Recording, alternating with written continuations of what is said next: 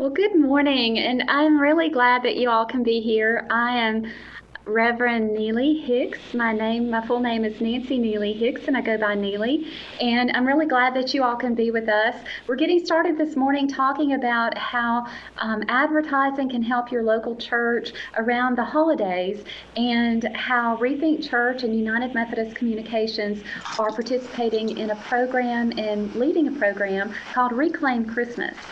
So, if you're watching television, if you're listening to the radio, you're already seeing a lot of ads out there. Even before Thanksgiving or before Halloween, we were seeing advertising about what you're going to be buying for this Christmas and what's going to be in style and the very best gift to give. But, at the end of the day, after the day has come and gone, what we end up with are a lot of wrappings under the tree, a lot of things that, we think a few days later, we even have a difficulty recalling what people gave to one another. And we end up just exhausted, depleted spiritually, and we end up feeling like, what have I participated in? What is really lasting in this concept of Christmas? I mean, am I contributing to anything more that's longer lasting than what is going to be in landfills around our country? And we just don't want to participate in something like that. We want to get back to the heart of Christmas and think about, what does it really mean? And how can we help people recognize what it takes to have a meaningful Christmas, a different kind of Christmas, right from the outset?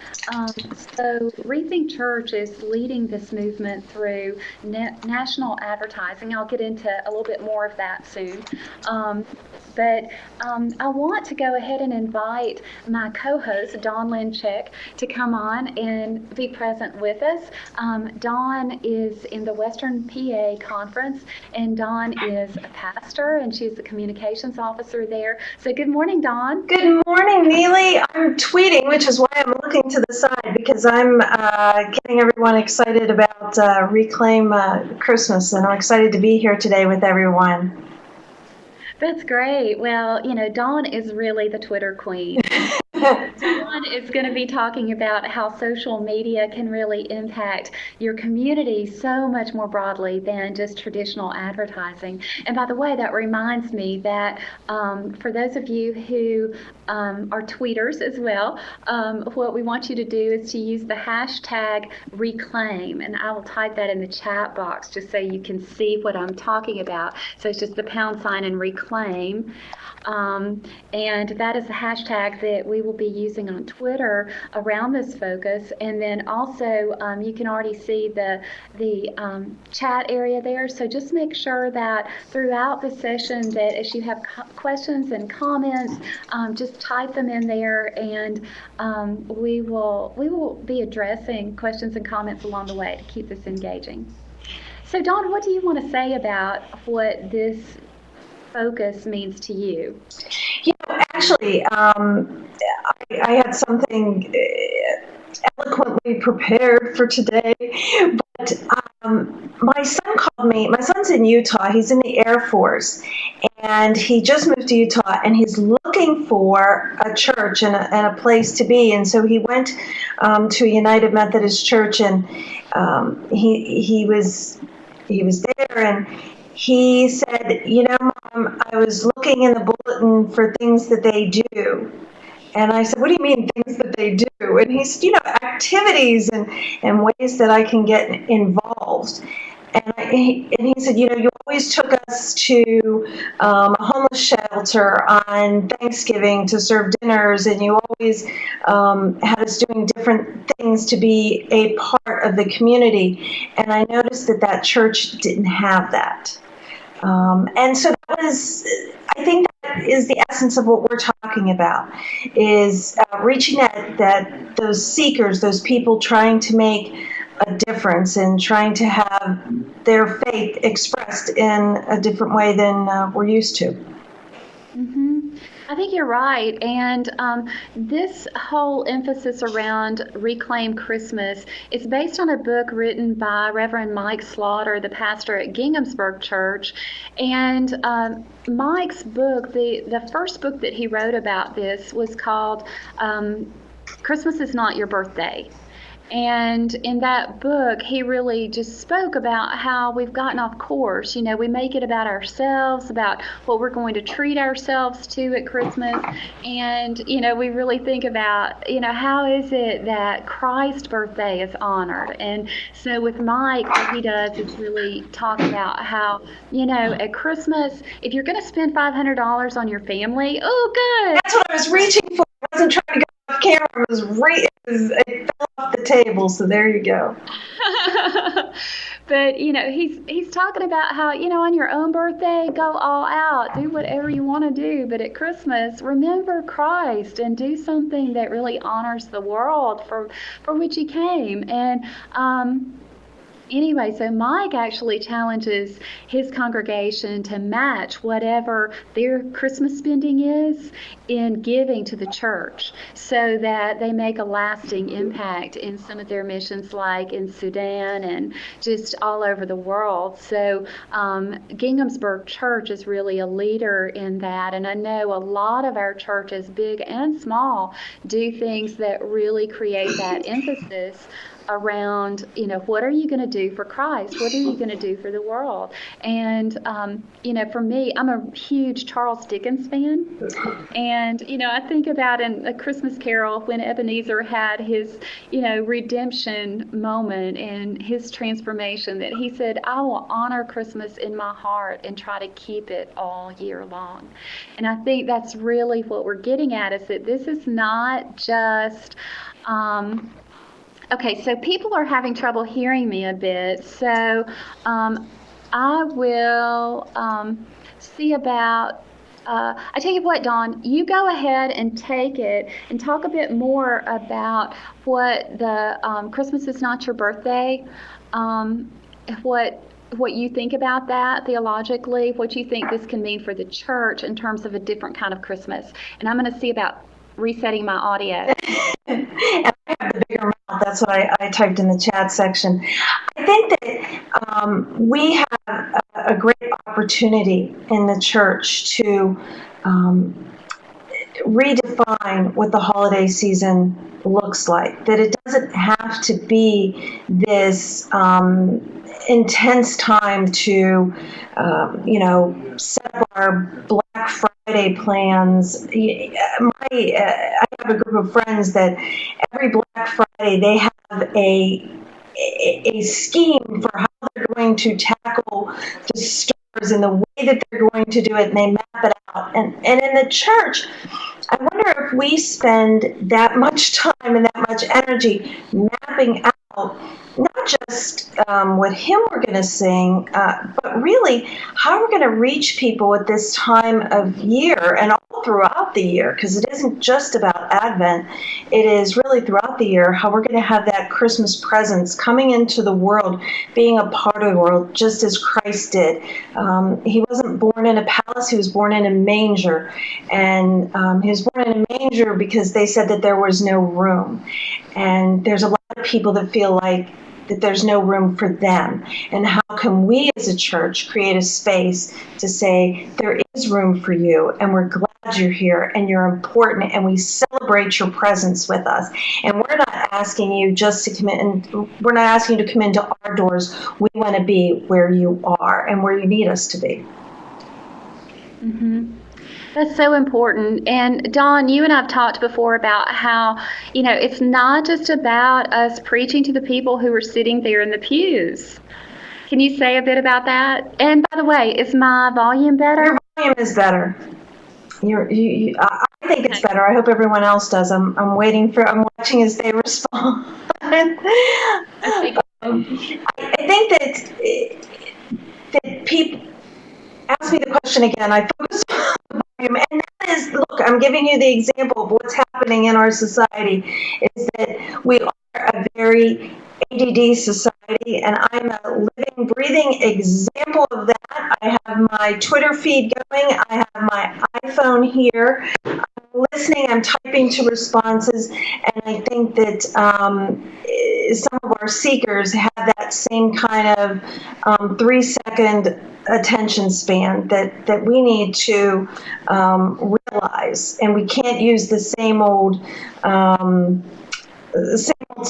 to reach them. We have to be constantly evolving and changing and using things that are new and exciting to keep people like me engaged. So could you ask me again? I'm sorry. Yeah, I mean, because it is a perfect example. It's whatever is the loudest gets our attention. And we were talking about my microphone volume and that, it was too low and you couldn't really hear me. Well, that's what happens in our society, is that whatever is the loudest, whatever is the most persistent message, I mean, those things get a whole lot more attention. And so, we think about John Wesley. I was talking about how you said that we can't just preach to the people in the pews. And, that's something that you and I've talked about before. And there's people that don't have that churchy language that, I'm going to the hanging of the greens at my church. Well, what is that? To people that... Who are the greens? Yeah, who are the greens? And why are we hanging them? What did they do? Don't we love them anymore? But it's really true, because people, hark the herald angels sing. That's not their story. That's not their experience. And and maybe they had a bad church experience, or maybe they were never church before, and it's not where they're at. My brother-in-law likes to say he has a permanent seat at Bedside Baptist, and that's true for a lot of people. But if he is needed in a hands-on experience, where somebody needs, to put together, right now we're putting together cleaning buckets for Hurricane Sandy, and he's right there. He's at Lowe's and Home Depot, and there's a shameless plug for them, collecting materials for those cleaning buckets. But that's what he's doing, and it's those voices that we need to hear and speak to. Well, that's right. If you think about John Wesley and where he preached, I mean, this whole movement came from, he got outside the walls. And, he was preaching in cemeteries and where people were gathered. And, I think so often we have gotten outside of that thought process, and we just go into a particular building and we speak and preach there. And then what about those people who didn't know that they were invited in?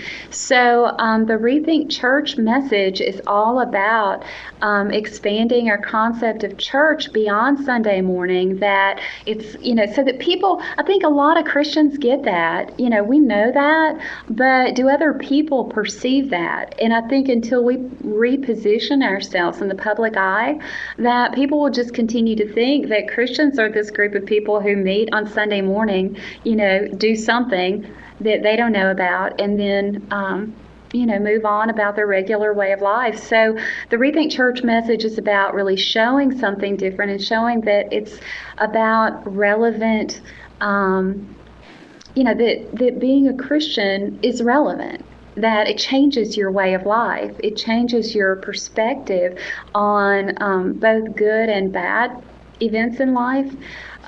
Is any of this resonating with those who are online with us? I'd like to see what you're thinking in the chat area. And I think it's not just as you're looking for that. I think it's not just about inviting people in as much as it's telling the church the people that need to be fed are outside of your, they're beyond your pews, and you need to step out. It can't just be about inviting in, but stepping out. Well, so what I want to do is talk about where Rethink Church is putting the church out there, the whole United Methodist Church out there, for people to look at it and to see it as a part, not just of a Christmas Eve service, but as a part of the weeks before Christmas.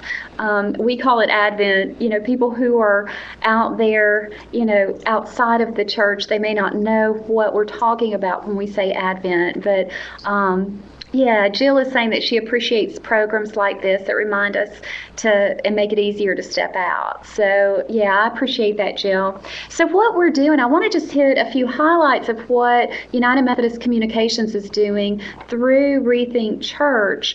And we've got an advertising campaign for the whole denomination. That means that it is not just for some local churches, it's for the whole United Methodist Church. And the strategy is to really help people see that they can reclaim Christmas right from the start. The advertising started yesterday, and we're advertising digitally quite a bit, because we know that with Rethink Church that we are especially trying to reach people who are traditionally not found in many of our churches, the people who are 18 to 34-year-olds. That doesn't mean that it's going to be exclusive to them, but it means that we're going to be very diligent about the places where we advertise so that we reach them and help them see an alternative to the spending that is just being pushed out there through the media. So we've got digital advertising that is started yesterday. We've got mobile advertising, mobile phone advertising that is also getting started. And then in some regions like Dawn's, where we've got a lot of churches that have really embraced the Rethink Church message, we're going kind of a step beyond, and we're doing outdoor advertising, and we're doing cinema advertising. And when I say cinema, a lot of people say, what are you talking about? But think about how many times you go to the movies over the Christmas holidays and Thanksgiving. And Dawn, is that a part of what you... I was just at the movies this weekend. And, as much the ads as they tell me to silence my cell phone and... So, this is going to be a 15-second video like what you saw at the beginning of this webinar. It's going to be a 15-second version of that, so that people, in theaters will start thinking about church earlier rather than later. I see Kevin Foster is saying that he's worried about how to break through the guilt of young parents who want to give their kids what they think they want or deserve for Christmas. Yeah, that's a hard thing with kids, isn't it, Dawn? Yes, it really is, because they want that, Nintendo, the Wii, the Xbox, the whatever is the latest and greatest toy, and they don't understand. I also think that obviously culture feeds into that, and that makes things difficult. But I also think with my kids, they got some Christmas gifts, but as my son was saying, I also balance that with we knit throughout the year scarves that we give to a shelter so that they can give to people who are cold. And it's here in Pittsburgh. It's called Project Bundle Up. So we make sure that the kids who are cold have something warm to wear. So I think it's introducing children to those opportunities. So it's not just about getting your gift, but it's also about sharing your gift. And I think that also is a both and. My daughter is now 22 years old, but one of the traditions that we had was that each year before Christmas, Marissa and I would go through her closet of toys, and we would look at the things that maybe she got in Christmases past, and then get rid of them. I would tell her, listen, we did the Santa Claus, so I would say, Santa Claus is coming, you're going to be getting more stuff. let's get rid of some of the stuff that's already here. And, what was ironic was that some of the things that she had wanted so badly in Christmases past, is barely used. Yeah. And they made great options to give to, local Goodwill or wherever, so that other children could have them. And I think, too, that one of the things that you can do is, I have a friend who used to do something where she talked about how Jesus got 3 gifts, and that's what her children would get, was 3 gifts. And, the wise men, the 3 gifts, it tied it into the Christian story. And, it's going to be difficult just because we're offering a contrast. But really, we're talking about the very heart of Christianity, that we're not supposed to be conformed by this world, but transformed by the renewing of our minds. And, if we really take that to heart, we raise our children that way too. And even though it's difficult, we go ahead and try to make this kind of an early on process. So looking at the comments here, this is neat. Okay, so did you see Diana's idea? Her church is her children. At her church, her children's minister has suggested that for the money that you spend on Christmas, that you give a matching gift to save a life through Imaginome Malaria, and that's a great way because you can talk about Imaginome Malaria, about saving a child's life. It's an awesome way to get everybody, not only children, but everybody. Thank you for sharing that, Diana. Exactly. I love that. Oh, and also Eva talking about when her son was young, starting the Christmas activities by attending an event that collected toys for the needy. That's the thing, is that it really does. I think, too, that it's about kind of ingraining in our children's minds that it's not just about the stuff. I think, you all are saying it's about balance, but, it's about helping them to think differently about it, because, so many times we do just think about, this is what Christmas is about, is the shopping. And, whenever we can reframe that for kids, that's really important. But I also think, Neely, excuse me one sec, I also think that when you're talking with your children, they are children, and children like to play, and that is the joy. They love to play, and Christmas is such a sweet time for them and such an excitement.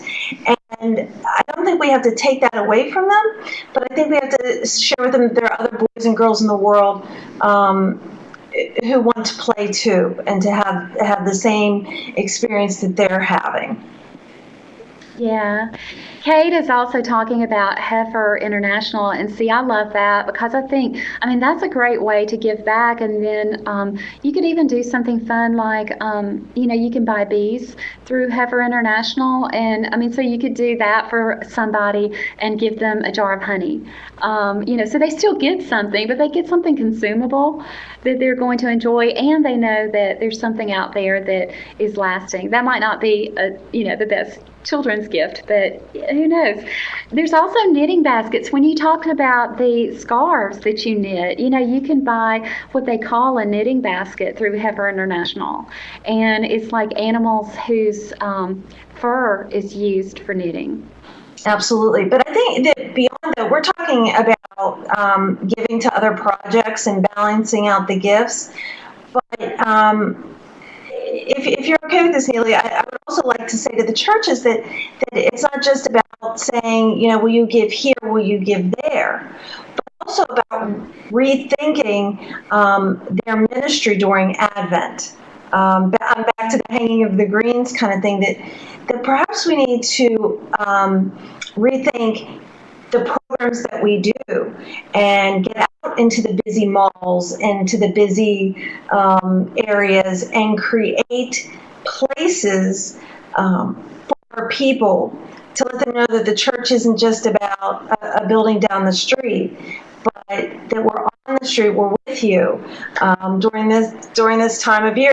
We see the Salvation Army, the people ringing the bells and collecting money, but more than that, we need to actually be a presence in our community, talking to the people, hearing what they need. We need to be with them, not just collecting for them. Yeah, that's so true. That's so true.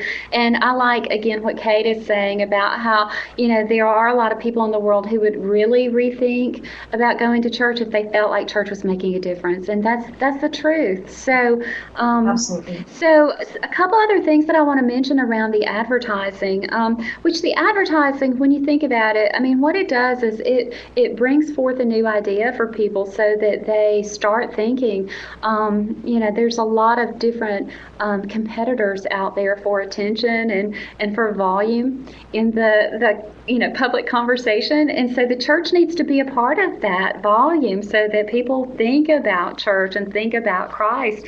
But one of the things that we're doing this year that is really fun is that we've got a cyber takeover of Pandora on Cyber Monday, a takeover of Pandora on Cyber Monday. I got that a little backwards. But, basically, when you go to Pandora.com, there's like a graphic that is behind everything, and so the United Methodist Church will be that graphic for the day, which is a huge day of shopping online.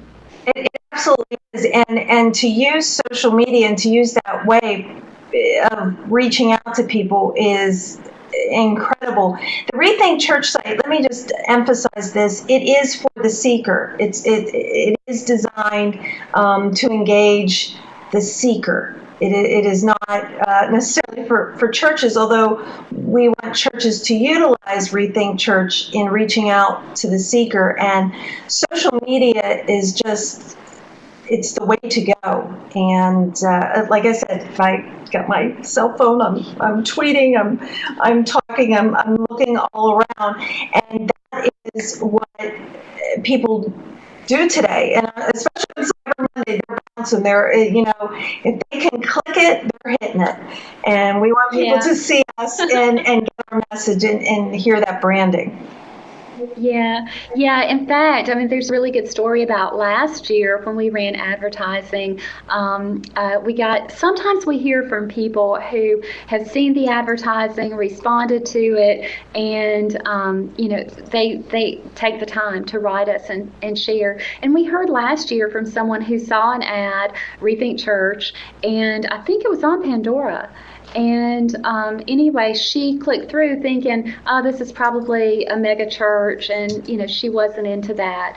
But she said she was really pleasantly surprised to find that it was the United Methodist Church, and it made her think back on her childhood, some good Methodist church memories. And she and her family used Find a Church, which we'll talk about in a few minutes too. But they used Find a Church to find a local church. They visited there. People were incredibly friendly and loving, and so she and her husband and I think their daughter ended up joining that church. So, I mean, we really see that, this can help people start thinking in new ways about church.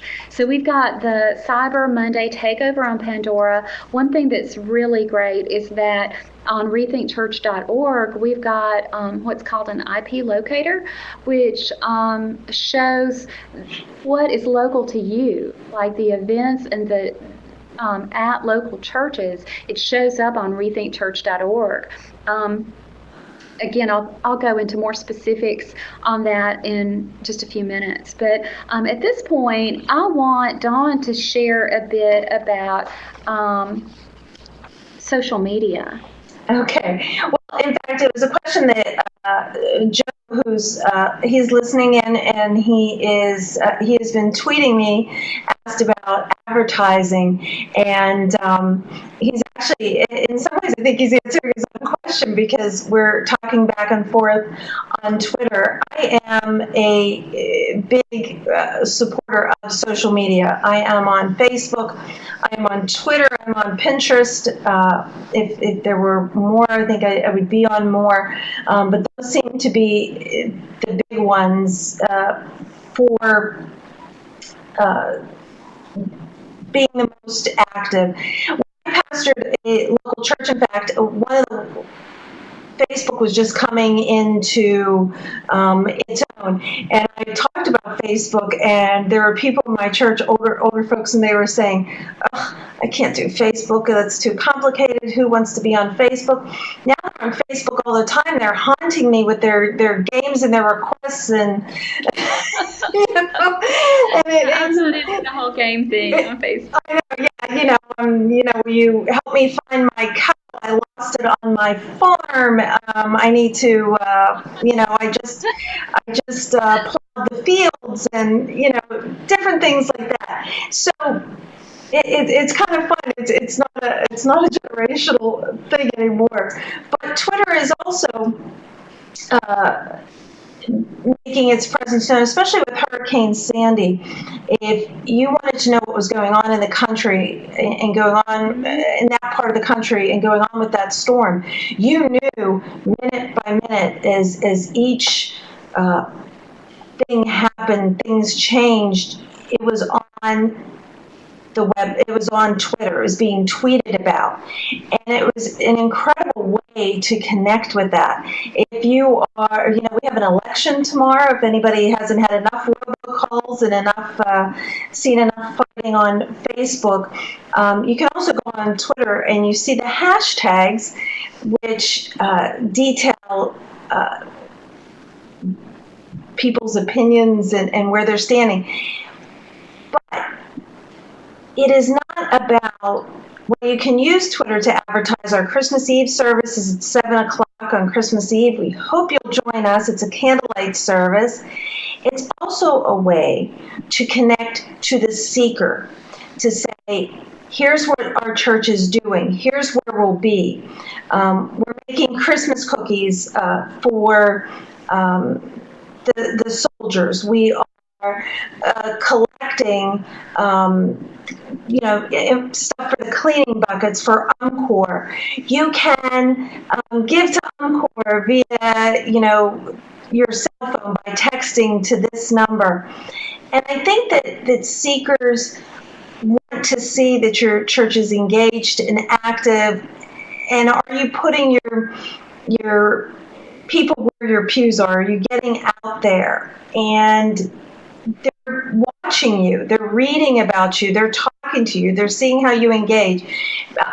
I was tweeting yesterday about I'm from Pittsburgh, folks, and I was tweeting about the Steeler game yesterday and about the refs, and people were engaging back and forth. And while that's not ministry per se, I think any time that you can have a conversation with somebody you don't know, it's an opportunity to minister, and it doesn't have to always be serious. You can use humor and tease people and laugh. Neely and I, last week, we were talking about the TV show Castle. And what was your question, Neely? Oh, I just thought it was so cool because watching a TV show along with Twitter just makes you feel like you're not alone watching it. It's like you're in a room full of comedians. People use hashtags for television shows. You go on Twitter and then you see what they're thinking as they're watching a television show. So, it's really created an online community kind of feel. And like I said before, we've got Reclaim is the hashtag that we're using for this. And but make sure too, when you're using Twitter, that if you include UMC as your hashtag, that's going to show up on umc.org. And so even through that kind of tweet, you'll be reaching people who might not be on Twitter. But it's just a Twitter feed on the denomination's website. Absolutely. But I mean, even just we're talking about a TV show. There's a way to minister, because you want to talk to people on what's important to them. I don't know how you like Castle, but it may not be life-changing too, but it's important, and you can tweet about it. And I was tweeting about the Great Pumpkin, because our Halloween changed here because of Hurricane Sandy, and I was kind of making, trying to make light of it, because my kids were tragic that Halloween was rained out. So again, you need to lose the churchy language and talk to people and what's important to them. Well, and I think, when you look at how Jesus spoke, he used language of the day. He used stories of the day. He used things that people could relate to in parables and metaphors and analogies. And I think that we've really got to be able to do that today to be relevant. People don't understand a lot of the language. And when they don't, when something seems so foreign to them, they just think, well, I'm not a part of that. And they don't a lot of times they don't stick around to learn what the language means. So one of the things that I wanted to share with you, and this can all be used either through traditional print or you can use it online, is we've got a Reclaim Christmas multimedia package, and it's available through umcom.org/different-kind. I'll put that link up in just a few minutes, but I want to just run through some of the things that this package contains. It's graphics, it's video like the one that you saw at the beginning of this, but it's worship graphics. How many of you use PowerPoint and multimedia in your worship? If you could just share with me a bit through the chat area. And so these are some of the background images. You've got 5 different background images. You've got some liturgical colors, blue, purple. We've got red, and anyway, and then a great picture of a little boy sharing, and then the Reclaim Christmas message. So those are some graphics that are available through this package. The package is just $7.95, so it's we basically just try to cover our cost in providing these, and so we can keep giving out. I'm gonna, I'm sorry.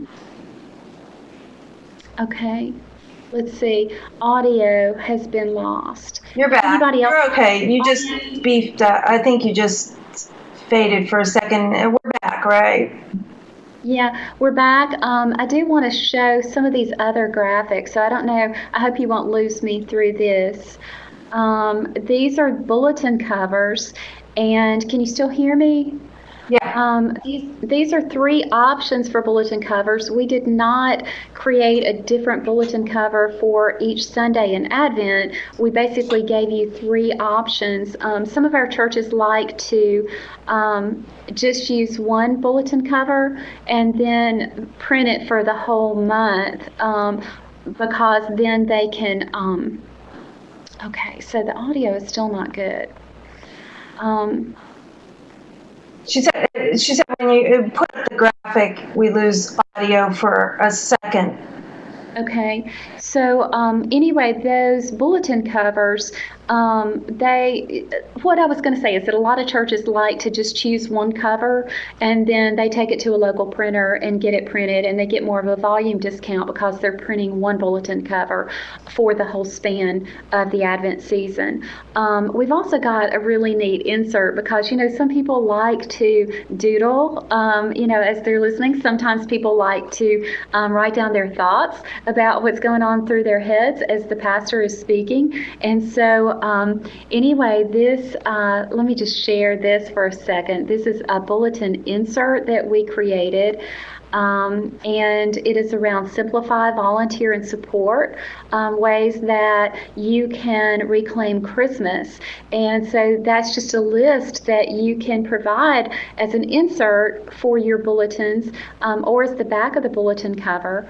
And with that, it just gives people a place to write down the things that they really want to do to reclaim Christmas.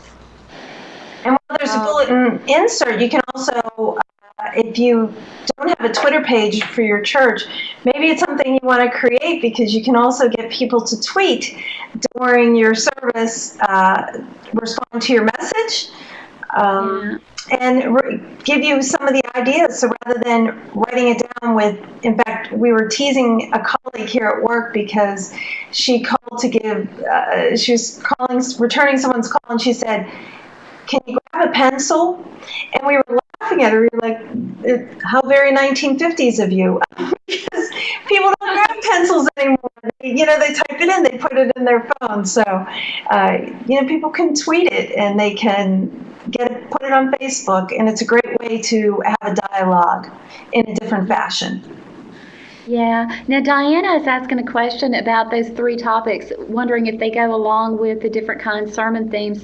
And they really are kind of outside of that. It's more of like an ongoing way of thinking about, simplifying. We only have so much time in each day. How are we going to use it in a way that's more meaningful and more purposeful? Volunteering, I think certainly that goes along with a different kind of Christmas, because you think about giving of your time, of yourself. I mean, that's the very best gift that we can receive when somebody opens themselves up and gives themselves to us. That's great. So, and then support is the 3rd theme, and that is one that it does go along with a different kind of Christmas, because it's talking about what are you going to support beyond yourself? What are you going to support, that has a lasting impact? So there's one more graphic, and the package also has, actually there's 2 more graphics. Let me run through these real quick, because these are 2 things that you can use to promote outside of your congregation.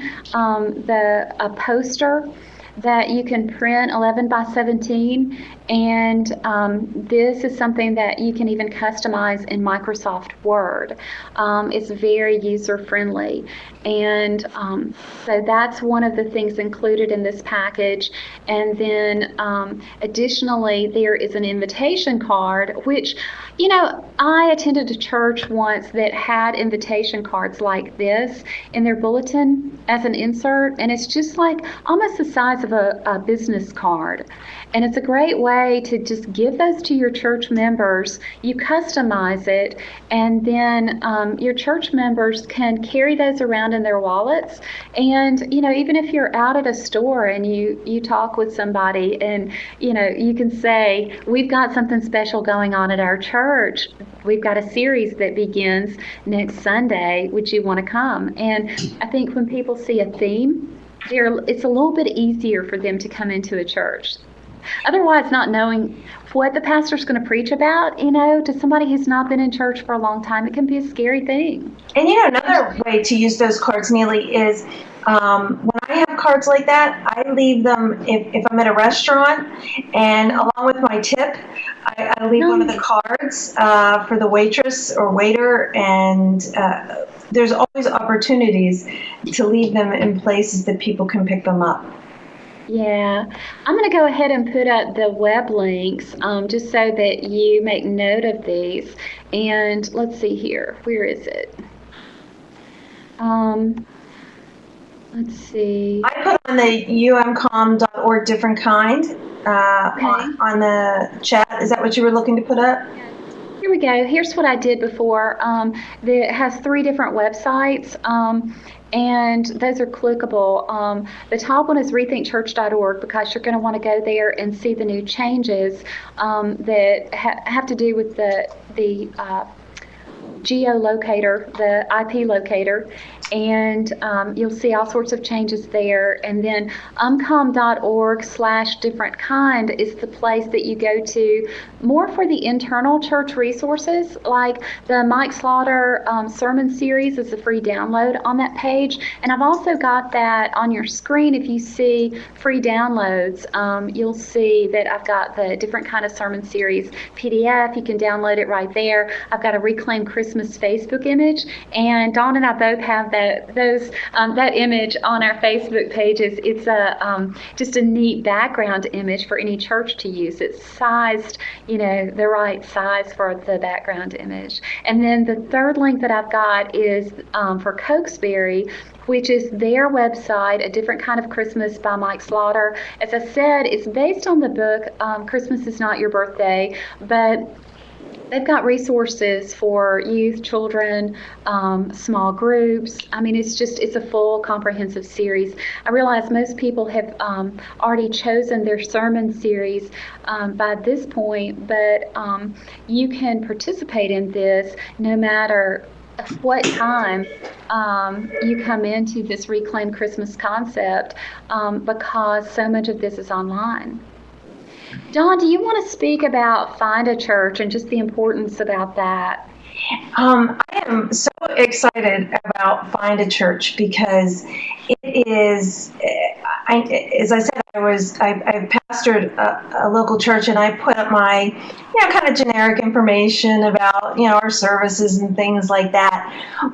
But Rethink Church has kind of taken that to a whole nother level, and churches now have the opportunity to put up all the things that are happening during Advent, and it gets pretty specific. There are volunteer opportunities, there are children's activities, youth activities. It gets very specific. So as seekers are looking to find a church, they can actually get down to the nitty-gritty of what you're about. So it kind of gives a better picture of who you are, and you don't have to go into kind of churchy language. A church I was working with said to me, they came up with like a tagline, and it was, we love Jesus. And I was like, well, okay, well, I would hope a church would love Jesus, but you need to tell people more of who you are, who you really are, what's your personality, because everyone's different. And how do you love Jesus? I mean, that's how do you do it? How do you show it? That's what people care about. Right. And I think Neely and I were like kind of a good balance of that too, because Neely's she's the sweetest person, and she has just such a wonderful personality. And then you can see by my hair, I just woke up and I have that just roll out of bed look going for me. And Find a Church allows your church to color in who your personality is and what you're about, and connect with the seeker in a much different way than it has before. So I would encourage you to go to Find a Church and really think about what you're going to be doing in Advent, and update the specifics of that season so that seekers can find you. Yeah, I'm going to put out this link so you can actually just click straight through. But we've got findachurch.org/Advent is a page that will take you into Find a Church. And what is so different about it now is that people have been able to use Find a Church through umc.org for a long time. And we have over 300,000 hits to that site each month. So that's really some good traffic. But what we wanted to do was be able to pull that information into a format that people on the seeker side could really resonate with. And so now, make sure that you go to rethinkchurch.org, because you'll see a section, and I've got a screen grab of it. I hope that my volume doesn't go back down, but I want you to see this screen grab of rethinkchurch.org, and you'll see that here in the Nashville area, here is how it's showing up for me, because it picked up on my my IP location and gave me several different options within Madison and Nashville to get involved with the church. Now, if you don't see your church there and represented, then look at have you updated your Find a Church lately? Because what happens is it's picking up on people who have updated recently, and people who have updated their Advent information. That's also just very helpful because of the date involved. So anyway, okay, Diana, you used to work at City Road. Oh, I've got friends who have been in ministry there. That's a great church. Yeah, so take a few minutes and go through Find a Church and update what you're doing. There, you'll see a section that says a different kind of Christmas, and just go through that and list your dates because to someone who is looking for a way to be involved, it may be the Christmas Eve service that they want to know about. Maybe they've gotten their family to get excited about going to Christmas Eve service this year. Sometimes we kind of make fun of the CEOs in the church. We talk about, Christmas and Easter only. But what if, God is going to speak to that person differently this year? And we can't let our cynicism get in the way. Don't you think, Dawn? I absolutely. And I know that, when Christmas Eve comes, they're like, oh, the poinsettias are here. And they're not talking flowers. But I also think that we have a responsibility with the Find a Church, with the social media that we're talking about. You can't just put up a page. You can't just create a Facebook page, a Twitter page, a Find a Church information and let it sit there and expect them, Field of Dreams, if you build it, they will come. That worked in the Field of Dreams, but it was a movie, folks. When it comes to ministry, when it comes to church, and especially when it comes to social media, you have to tend to that garden. People aren't going to follow your Twitter feed if you're not a regular tweeter. People aren't going to follow your Facebook feed if, all you say is, I have people on Facebook who just say, good morning, good evening, going to bed, going to church. You have to give people something to follow you or be excited about. So you want to engage them. And this new Find a Church, I'm really excited about it because it allows churches to engage them in the ministry that they're doing. Yeah. And the thing is that you can use, when you update your Find a Church and you update your Advent activities, you can have your Facebook page linked, you can have your website linked through Find a Church so that somebody can then find more detail. They're going to be able to see some basics on rethinkchurch.org, but then we want to connect them with you because, that's really what United Methodist Communications is about is, we want to put word out there to the public that Christians are making a difference in this world, not by our own power, but by God's grace and us living into that grace responsibly, and that we want people to see Christ through us, and we want people to become, part of really living into God's image within their own lives, and that there's ways that they can do that. So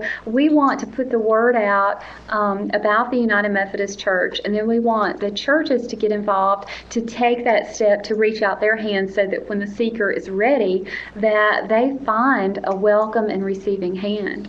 I want to hear a bit from our audience what you all are doing in terms of local outreach.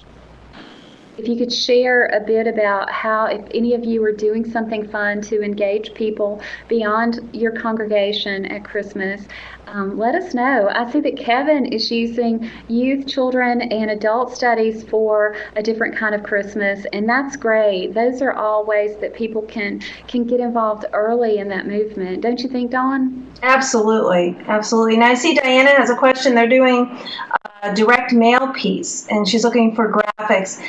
Some of those JPEGs, those graphics that you're looking for, are in the different kind package that you can get on the UMCOM site. And in fact, if you're on Twitter or Facebook, as Neely mentioned, you will see that I've used that on my Twitter page, on my Facebook page, and actually with the Western PA Conferences page, the Reclaim. And I actually added our own logo to it to make it a little more personal for our area.